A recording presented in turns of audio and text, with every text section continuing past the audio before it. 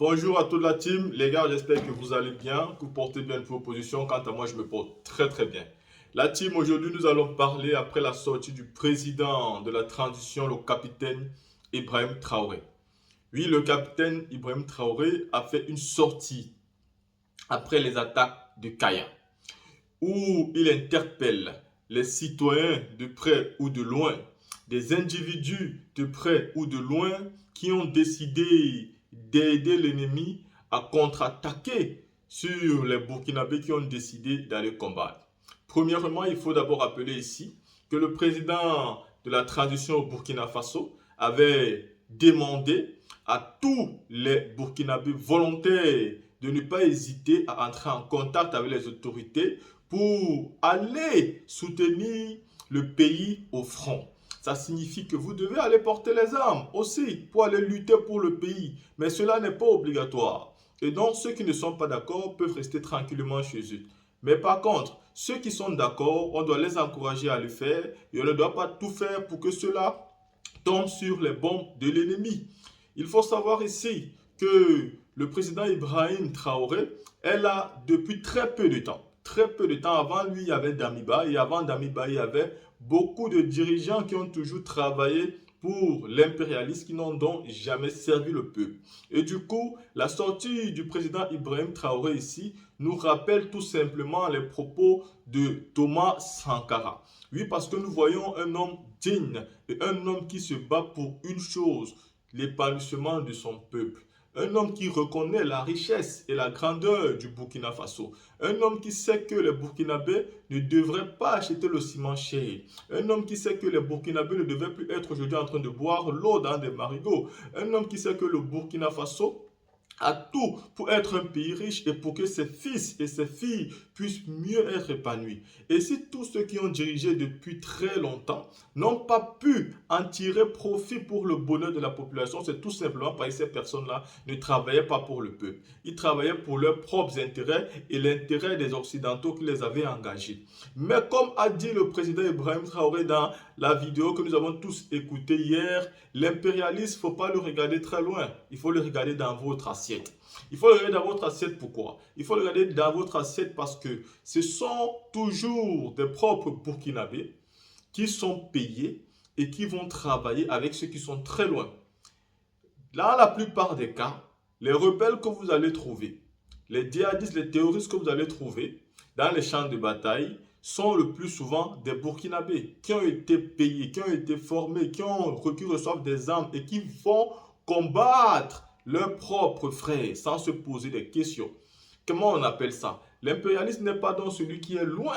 Il faut d'abord commencer à traiter l'impérialisme qui est dans ton assiette, qui est proche de toi, qui est ton voisin, qui est ton ami, celui-là qui donne les informations à l'ennemi, celui-là qui peut écrire n'importe quoi sur les réseaux sociaux en sachant très bien que l'ennemi va tomber en possession de ce genre d'informations. Aujourd'hui, l'armée burkinabé a besoin de soutien moral, de soutien matériel, de soutien financier pour pouvoir s'en sortir dans la crise où ils sont. Le président Ibrahim Traoré, en arrivant, le Burkina Faso avait presque perdu 60% de son territoire. Aujourd'hui, grâce au président et sa politique mise en place, ils sont en train de récupérer petit à petit le territoire, ils sont en train de repousser les terroristes, ils sont en train de mettre en état de nuire les terroristes. Et cela, il faut bien apprécier cela. Il ne suffit pas de venir tout simplement jeter des informations comme quoi les forces armées burkinabées ont été tuées, ont été attaquées. C'est-à-dire toujours vouloir plébisciter les terroristes plutôt que les forces armées qui se tuent au travail.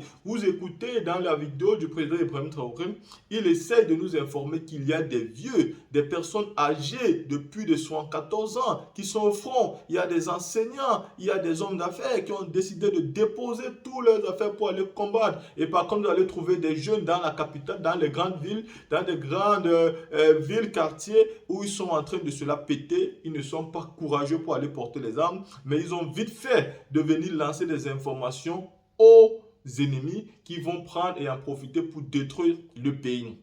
Ici donc, le président Ibrahim Traoré, pour nous, nous le voyons comme Thomas Sankara.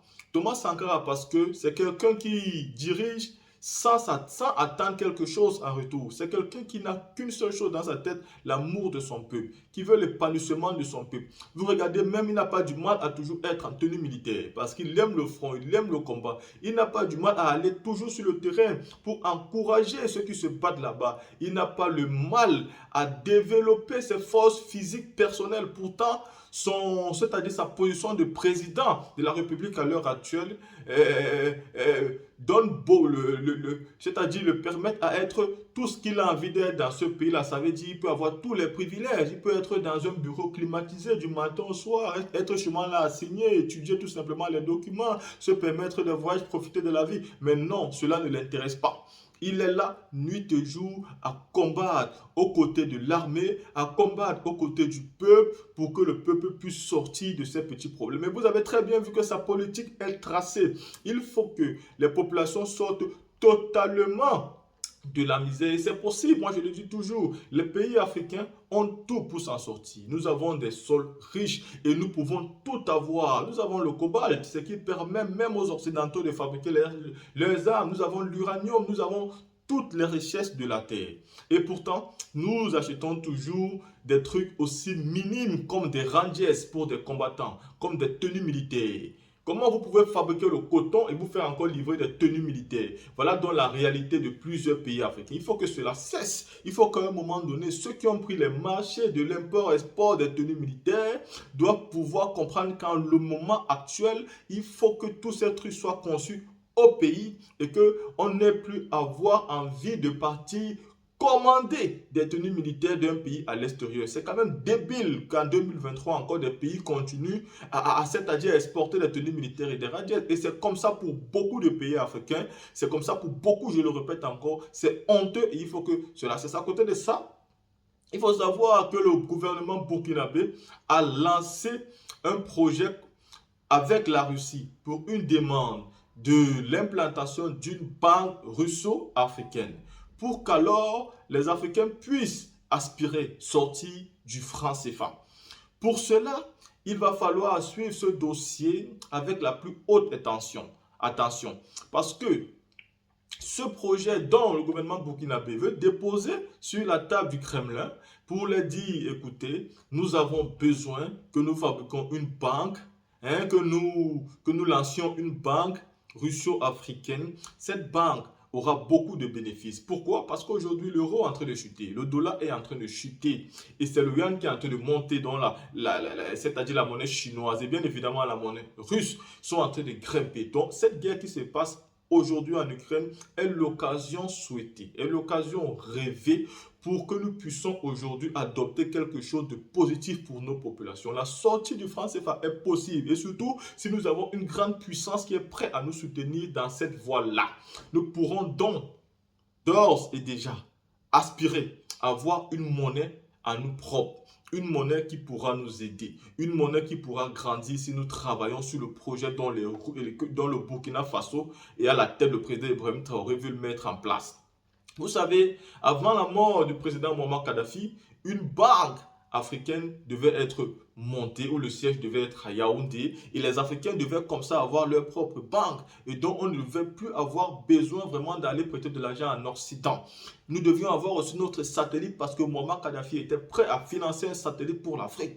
Donc il est mort comme ça parce que les projets qu'il avait étaient très importants. Il faut donc aujourd'hui promouvoir le projet d'Ibrahim Traoré qui vise aujourd'hui à avoir une banque russo-africaine. Parce que ce n'est que comme ça que nous pourrons aspirer à quitter le franc CFA sans avoir une chute, c'est-à-dire sans tomber, c'est-à-dire de 4 étages. Parce que si vous voulez sortir du franc CFA, un pays à un autre, c'est-à-dire individuellement, il sera très compliqué, ça sera toujours la chute libre. Vous pouvez voir aujourd'hui la Guinée-Conakry que leur monnaie est même plus faible que le franc CFA. C'est-à-dire nous nous plaignons du franc CFA qui est fabriqué en France et pourtant la Guinée qui a sa propre monnaie, le franc guinéen, n'a même pas la valeur de notre franc CFA. Et donc, vous pouvez donc comprendre aujourd'hui que le problème ici n'est pas de quitter individuellement, mais c'est d'être ensemble, hein, et c'est de créer cette banque-là où nous pourrions travailler ensemble, parce que ce n'est que comme ça que nous pourrions espérer un avenir meilleur. Donc ce projet qui constitue à créer une banque russo-africaine pour que les Africains puissent sortir du franc CFA est le meilleur projet, et j'espère ici qu'il y aura beaucoup de soutien en Afrique, malgré que nous savons que tous ceux qui sont à la tête des pays qui travaillent pour l'Occident seront toujours contre ce genre de projet-là. Mais si hier des pays étaient prêts à lancer ce projet avec Muammar Kadhafi, je pense qu'aujourd'hui, beaucoup de pays peuvent être d'accord. Parce qu'il est temps de sortir du franc CFA. Cette monnaie qui ne pèse absolument rien et qui fait à ce que aujourd'hui, vous ne pouvez pas évoluer avec cette monnaie parce qu'en Europe, vous avez l'euro et que quand vous avez cet euro en Afrique, ça chute tellement, mais vous ne pouvez pas imaginer. Pareil pour le dollar, pareil pour toutes les autres monnaies. Il n'y a que le franc CFA qui ne pèse absolument rien aujourd'hui. Même le Naira, qui est la monnaie nigérienne, pèse beaucoup plus que le franc CFA. La team, dites-moi ce que vous pensez et on se voit pour une prochaine vidéo.